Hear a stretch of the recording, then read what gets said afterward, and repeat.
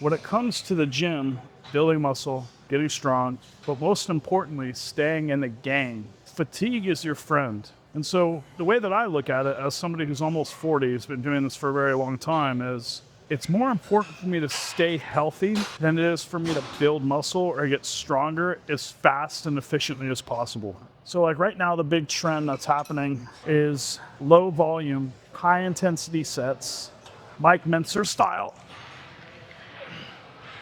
And I'll be honest, that's how I got big.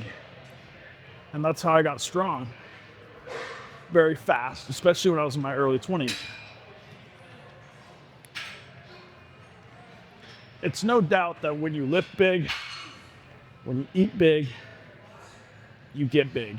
But as you get older, you have to pay the price for that with injuries, joint pain, and after 35 especially, it's much harder to stay healthy if you're constantly trying to sling around a bunch of weight. And so rather than doing, 2 or 3 sets of 4 to 8 reps to build muscle, I can do more sets or higher volume with those sets.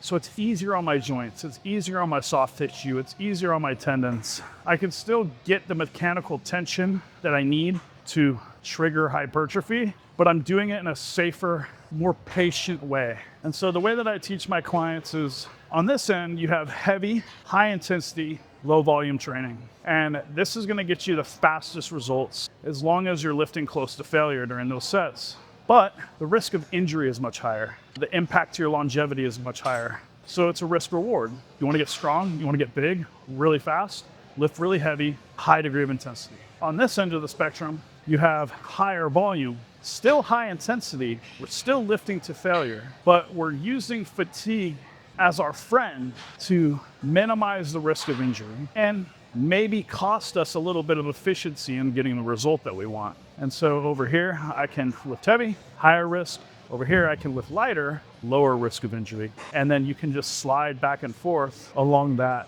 spectrum based upon what your tolerance for risk is, and obviously your goals.